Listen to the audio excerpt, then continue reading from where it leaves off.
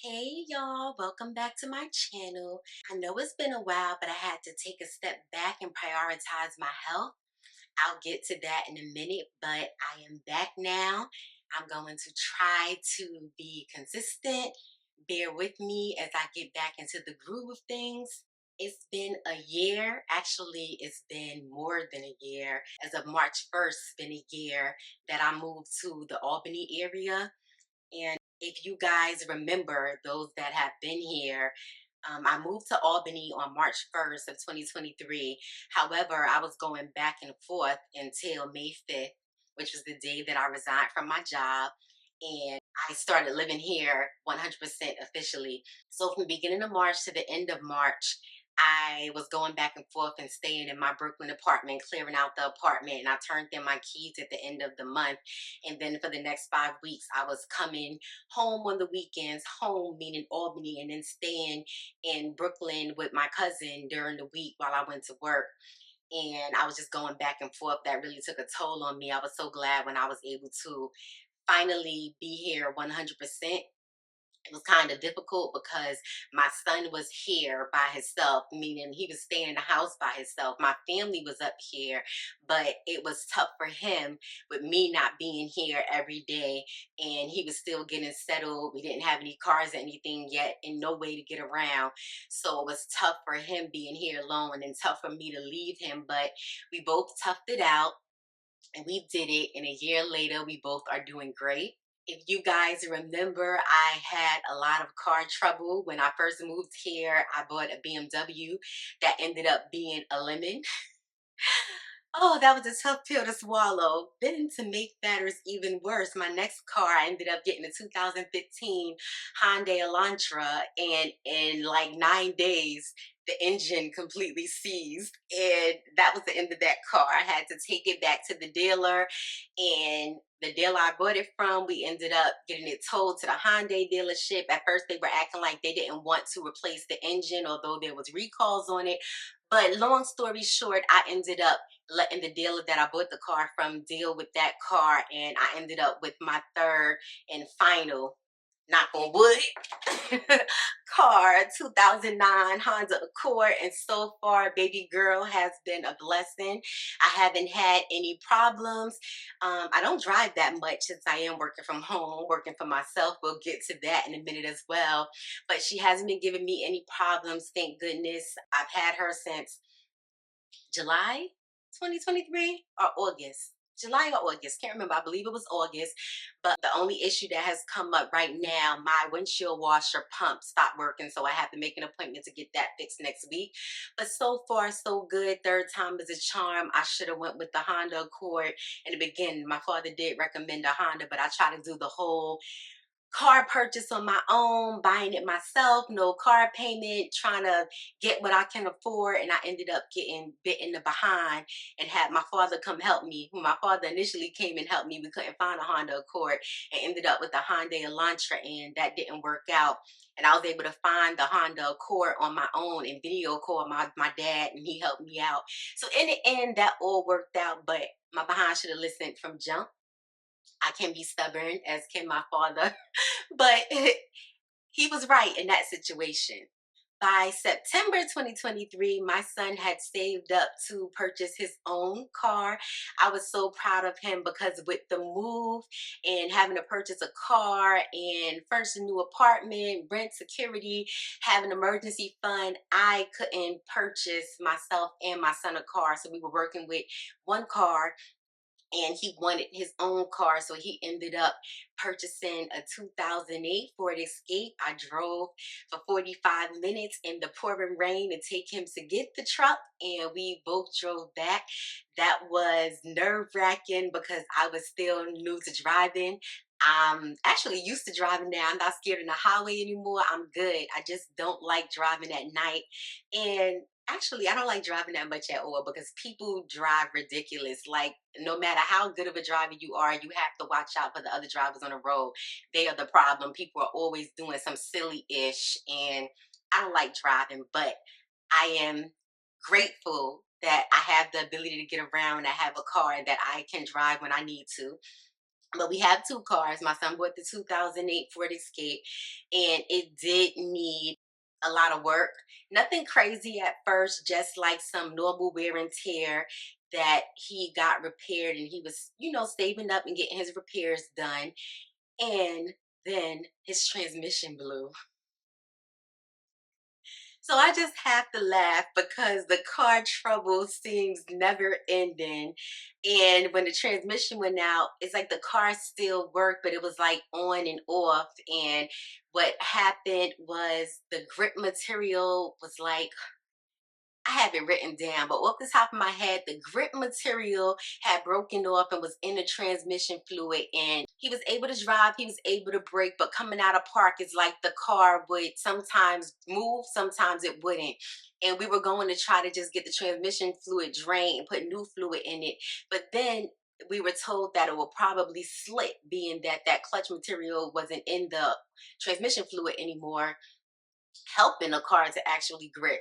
So we had to decide if we were going to get a new vehicle for my son or pay to get the transmission replaced. And as far as the car market is concerned, it's still a seller's market. The prices are still up, and we were not going to be able to get something new for the price of what we would have paid to replace the transmission. And then it was a possibility that we find something new, a little hoopty, and then the transmission or engine go out. So we decided to replace the transmission, and we went ahead and did that. And my son had a couple of other things to get done, repair the control arm. But thank God the car is working, the truck, the vehicle is working, and we haven't had any more problems since then, knock on wood.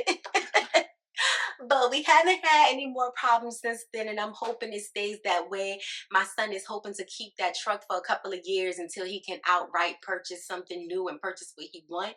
He's been working so hard. I am so proud of him. He works two jobs, one almost full time, one completely full time, and he just got a big promotion at one job. So I am so proud of my son. He's 21. He'll be 22 in a couple of weeks, and he's doing amazing. Moving upstate was the best thing that I could do for him. In Brooklyn, I didn't like the way like things were going. I felt like in Brooklyn, he could have been with the wrong crowd, or doing things he wasn't supposed to be doing, and I was nervous about that, and I just wanted to take him out of that environment. And although my son is a good kid, well, good young man, I didn't want all those pressures around him, especially with the state of the city after the pandemic. It's literally like Gotham out there, y'all, and I just didn't feel safe for myself, and definitely not safe keeping my son there. So moving upstate was the best thing I could have done for my son. And I am so happy that we made this move, and he's doing so good. Great, actually. So, funny thing, one of the biggest reasons outside of the crime in New York City that I moved upstate was for some peace and quiet.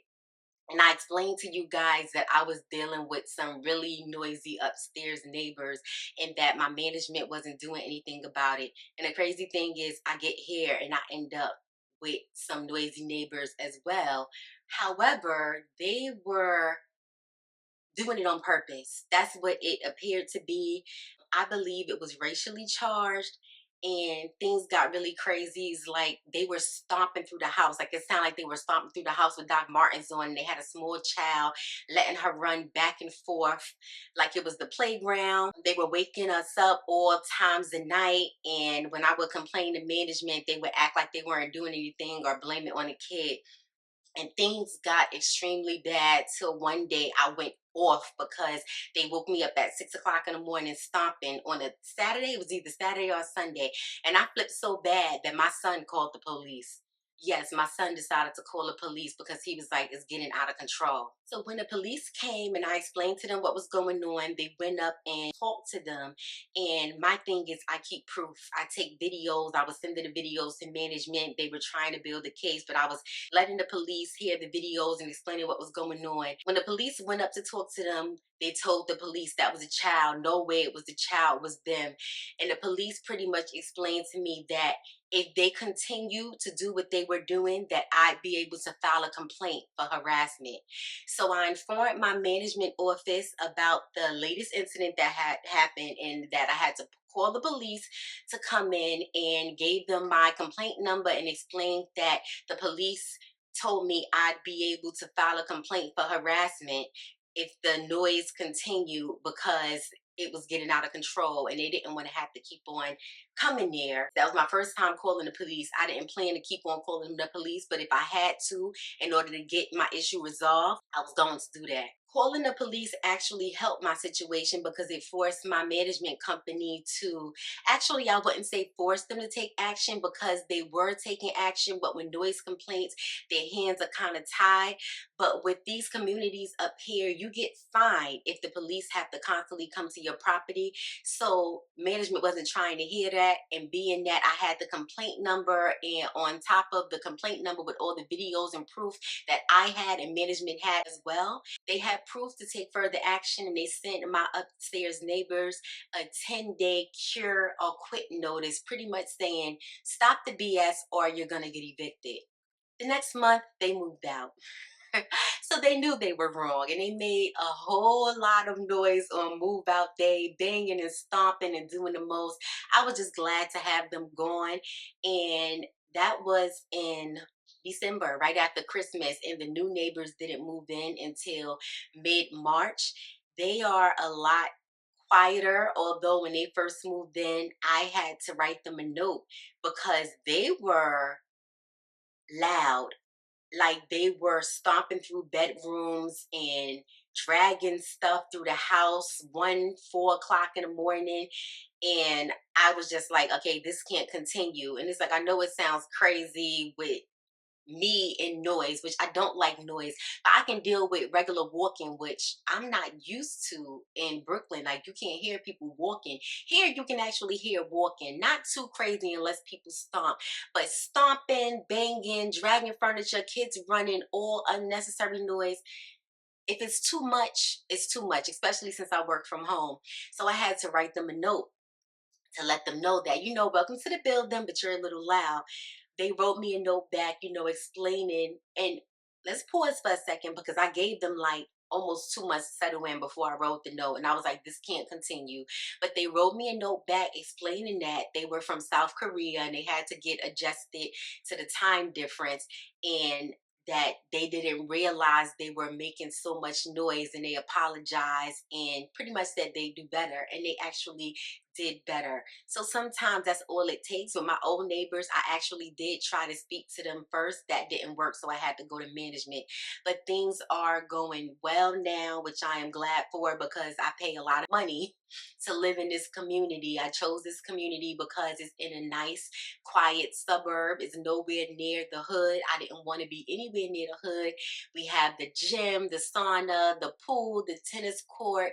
I have a square next to me with everything I need, so I don't have to drive if I don't want. So it's an amazing community, and I like to stay here until I'm able to buy my house, because that is my next goal, the ultimate peace and quiet. I actually didn't want a house because I don't want the financial responsibility, and it's just me and my son. I know eventually he'll be moving out and want his own house, but I didn't want that financial responsibility. But I feel like for the peace and quiet that I desire, I'm going to eventually have to purchase a home. I am nowhere near ready financially, but that is my goal, to grind hard and get that house so I can get me a peace of mind. I am still working for myself 100%. That has been going okay. And I say okay because I haven't been able to grind the way I wanted to, due to dealing with some health issues. And I know I keep saying I'm going to get to that, but I am going to get to that because that's a little longer discussion. I'm going to save that for last. But I wasn't able to grind the way I needed to grind, dealing with the health issues, and I was depressed and like really going through. So being that I wasn't able to grind the way I needed to grind and do what I needed to do, I wasn't making the money that I needed to be making. Things are a bit tight right now, but I'm still maintaining. The rent is paid, the bills are paid, we have food on the table, we're not hungry, the cars are paid for, insurance is paid for, able to get gas. Like, we're blessed. It could be worse, but things are getting a little tight. I'm going to give myself to the end of the summer to see if I can turn things around and do better. But in the meantime, I am going to start applying to some remote jobs. And if something comes through that I like, I'll actually take it and work for someone else temporarily until I completely get on my feet. The goal is to 100% work for myself. I just need to really get the ball rolling and do what I need to do. And I've really been in grind mode. I want to give myself to the end of the summer as well, because last summer was not good at all. And I just want to be able to enjoy my summer and have the freedom to do what I want to do. And hopefully, while I'm doing that, I'll get it together and I'll be able to continue on my entrepreneurship journey. Now, as far as dealing with health issues, I ended up having to get surgery. So it's story time, y'all. I'm going to take it back some years where at my GYN appointment, this was probably 10 years ago, I had HPV 16 pop up on my pap smear. And ever since then, my pap smears would sometimes be abnormal, sometimes be normal. It goes back and forth, but it's like my body had a hard time recovering. And my doctor had me come in to get pap smears every 6 months after that. So for the last 10 years, every 6 months, just to keep an eye on things and make sure my cell changes weren't too abnormal. And my cell changes were always in the low range, and if it did pop up in a high range, I would get a colposcopy, and it's like everything is fine. We'll leave it and just continue with what we were doing. Get the pap smear every 6 months and get a colposcopy if need be. I thought it was normal to just handle things that way, but in hindsight, I realized that I should have changed my doctor and got a second opinion, because that was too long to let these abnormal cell changes go on.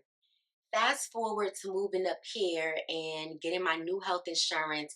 I made an appointment with a new GYN because it had been 6 months since I saw my old GYN. The last time I went to the doctor, everything was fine. I still had slight abnormalities, but nothing to worry about, supposedly.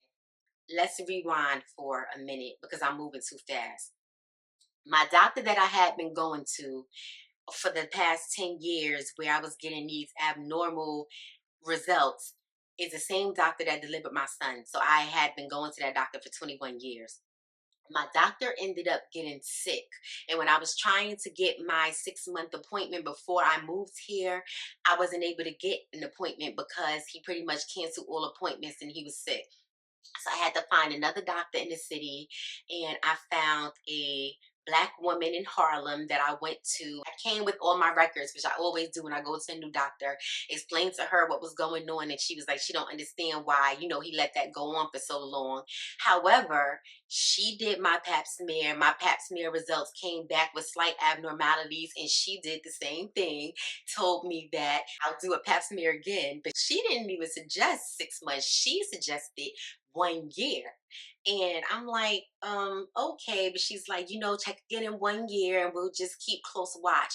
In my head, I'm like, we're not going to keep close watch because I'm going to find another doctor anyway. So by the time I got settled up here in the Albany area, my new home, my new city, and I got my new health insurance, it was about time for my 6 month checkup. And I wanted to stick to the 6 month schedule since I had abnormalities in the past. And I found the new GYN up here. And when I went to the new GYN, I gave them my records and explained what was going on. And pretty much they told me that we were going to do the pap smear, and most likely we do a colposcopy. And from jump, they said I'd probably have to get a LEAP procedure, which is an electric loop procedure to remove the abnormal cells, right? So fast forward, I get the pap smear. My results actually came back with high grade abnormal cells. So my doctor did the colposcopy, and I can't remember which was which, but there was abnormal cells at 6 o'clock and the 12 o'clock zones. In one of the zones, there were low grade abnormal cells. In the other area was high grade abnormal cells. Once your cells are high grade abnormal, and these we're talking about cervical cells. Once the cells are high grade, they do a procedure to remove the cells, and my doctor scheduled me for a LEAP procedure. When I went to go do the LEAP procedure, the doctor says he can't do the procedure. He took a closer look at my cervix again, and he said my cervix looked wider than normal. And he did another exam, and he said that he thought he felt a cervical fibroid. Now, this is starting to get crazy because I'm like, a cervical fibroid. Why didn't you see that before? Now, I do have fibroids. I've had sonograms. I actually had a sonogram at this new doctor, and they were able to see my fibroids. I have about 4 small fibroids, which they're not at a size that they need to be removed, but they do cause me like pain with my period and back pains and heavy bleeding. Not super heavy, but heavier than usual bleeding when I have my period. But no signs of a cervical fibroid, which unless they use a wand and do an internal sonogram, they wouldn't see it. So now my gynecologist, he stopped the procedure and gave me a referral to a gynecology oncologist. So now I'm getting scared. Anytime you hear oncologist, that triggers cancer alert. And I made the appointment with the gynecology oncologist. Once I went to the appointment with the gynecology oncologist, which was another Black woman, she gave me a physical exam, and she said she didn't feel any fibroid. And she did look, and my cervix did look wider than normal, but she said it's because I have cervical ectropion. I believe that's what it's called, which I knew I had this. Developed after I had my son. Cervical ectropion is when cells from inside the uterus, I guess, navigates inside of the cervix, and it's like it kind of changes the texture of the cervix, and it does make the cervix a little wider. So that is why my cervix appeared wider. But she decided to send me to get an MRI, a pelvic MRI, just to make sure there was no cervical fibroids.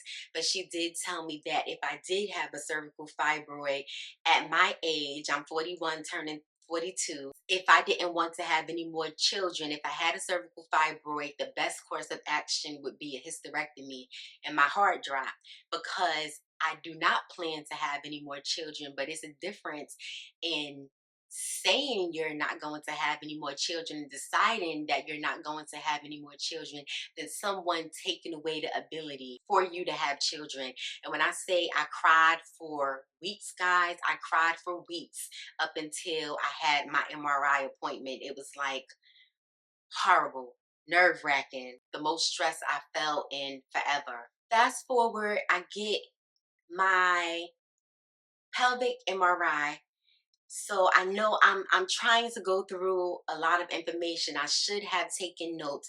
But when you have abnormal cells in the cervix, there's like a grading system. CIN1 is like low grade. CIN2 is medium to high. CIN3 is high grade. CIN3, high grade epithelial lesions, that's what my GYN thought I had. Upon getting my MRI, the results came back as carcinoma in situ. So carcinoma in situ, if it sounds like cancer, that's because it technically is. Carcinoma in situ is stage 0 cancer. When it comes down to high grade cervical abnormalities, CIN3 is the highest grade. And when you get past CIN3 into carcinoma in situ, it's pretty much stage 0 cancer. And carcinoma in situ meaning it's cancer cells that's staying in place. It hasn't moved to any other areas of the body. It's just in place where they develop. And that was the results of my MRI, carcinoma in situ. And I was just scared at this point. So my gynecology oncologist explained my results to me, and we decided that we were going to do a cold knife cone biopsy with laser ablation. And the reason why we were doing both was because in order to do the cold knife cone biopsy, if the doctor tried to go around that area where I have the cervical ectropion, she would have had to take out way too much of my cervix. So she decided that she was going to do A cold knife cone biopsy, which is a surgical procedure where they put you to sleep. This is in the operating room. It's not outpatient. Now, LEAP you can get done in the doctor's office, but the cold knife cone biopsy is done in the operating room under general anesthesia. And what they do is take a cold knife and they put you to sleep, take a cold knife and take a chunk, a cone chunk out of your cervix to do two things. One, to remove the abnormal cells, and two, to check them for further signs of cancer. So my doctor took a 2 point something centimeter chunk cone from my cervix, which was a pretty large chunk. And they also did an endocervical curettage, which is taking cells from the endocervix to make sure there weren't any abnormal cells there, as well as a laser ablation of that in cervical ectropy. And these are a lot of terms that I'm trying to remember off the top of my head, but laser ablation of the whole area and heavily in that cervical ectropion area. So I had to get that procedure done. The recovery time was 6 weeks. No sitting in water, nothing in the vagina, no sex, no toys, no nothing. You got to keep things out of there. I had just got used to getting back in the gym, no exercise. Pretty much, I had to take it easy. Aside from the 6 week recovery, I had to wait 2 weeks to get back my results from the cold knife cone biopsy because, like I said, not only were they removing the abnormal cells, they had to check the margins to make sure that they got everything and there wasn't any more cancer cells in my cervix. And I am so happy to report that everything came back normal. It appears that my doctor got everything.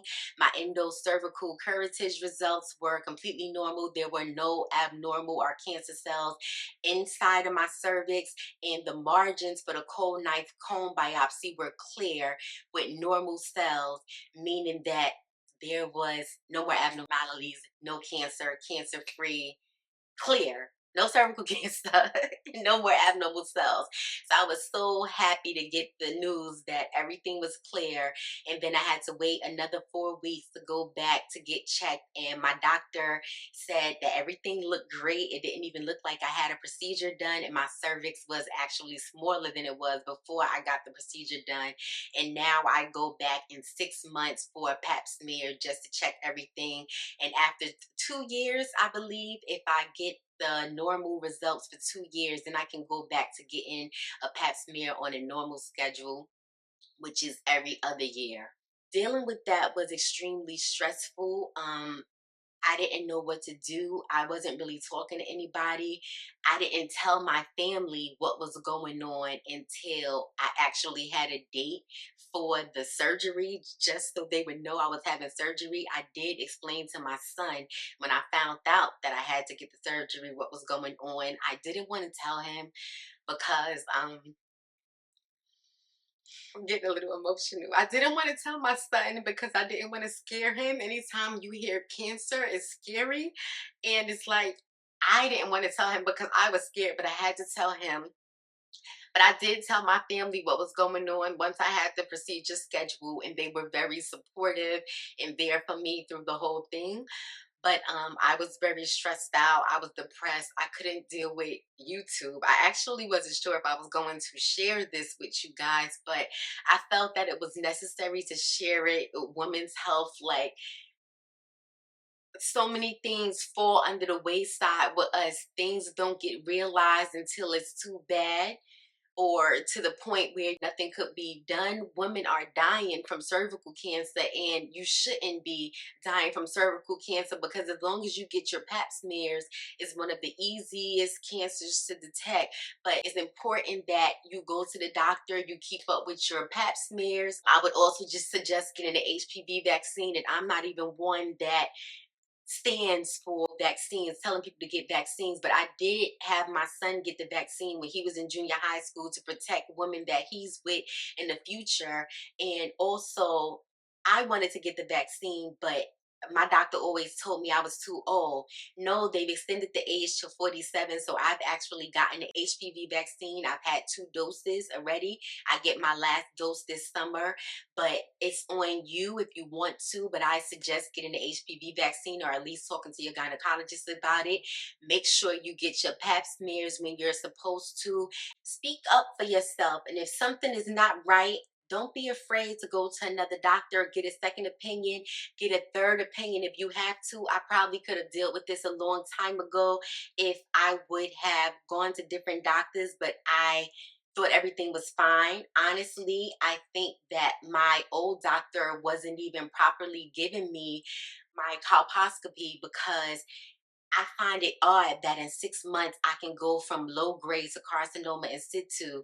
And when I had the colposcopy at my new doctor, it was nothing like I've experienced before. The colposcopy was extremely painful. And like I couldn't believe how painful it was. They're like it'll be a little pinch. No, it was very painful, and I was cramping for hours after that. And I remember I've had several colposcopies in the past. At least I thought I did. Apparently, I didn't. My new doctor had a nurse assistant assisting him, handing him stuff, helping him out, and he took several cut-ins. My old doctor, every time he was doing a colposcopy, he did it on his own, and he told me it would be uncomfortable, but it was like just slightly more painful than a pap smear. So honestly, I feel like he was being lazy about my colposcopies, and he wasn't being thorough. And I probably had high grade abnormal lesions all along, and he didn't find them because he wasn't thorough. So I should have did my due diligence and got a new doctor long ago. But I'm gonna give myself grace and not be too hard on myself because I didn't know. I did end up getting a new doctor. I did get this taken care of, and that's why I'm sharing my story with you in hopes that it will help you to make better decisions with your health and stand up for yourself and just not let anyone tell you that everything's fine when you know it's not. So I've been healing up well. I'm back in the gym. I've been back in the gym for the last month, and it feels so good to be back in the gym, as not only does it help me physically, it's helping me mentally. Mentally, since I've moved, I've been struggling, and it's still a struggle. Every day is a struggle. I take it one day at a time, but I'm glad to be starting to feel back to myself again. Most days I'm barefaced. Today I'm going out with my family. I'm happy to put some makeup on, get cute, doing my nails. I just cut my hair and took it down some. Tutorial coming soon, y'all.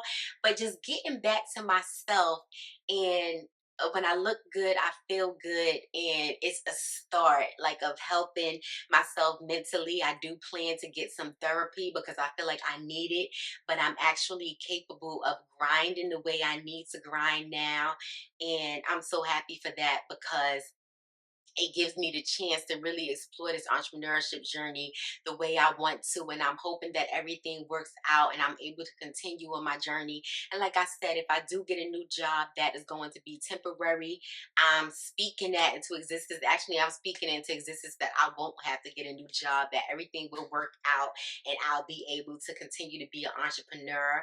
But that is what is going on with me right now, guys. I'm so happy to be back. Let me know if you guys have any questions. You can message me if you need to, if you have any questions about my experience that you don't want to leave in the comments, and I'll do my best to answer. But thank you guys for reaching out, those that have been supportive. I do kind of pop in on the community here and there to give you guys an update, and I did let you know that I had surgery and I'll be back soon. Thank you so much for all of you guys that showed love, and those that, wish me well and told me you're still there for the love and support.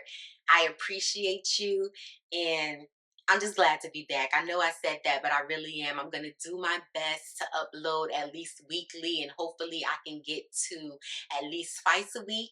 You guys let me know what videos you want to see, and I know y'all want hair tutorials, but I'm not all about only posting hair tutorials. I like to post other stuff, vlogs and whatnot, but I want to know what you guys would like to see because I like to incorporate that into my content as much as possible. But thank you so much for sticking with me and for all the love, y'all, and I'll be back soon. Soon.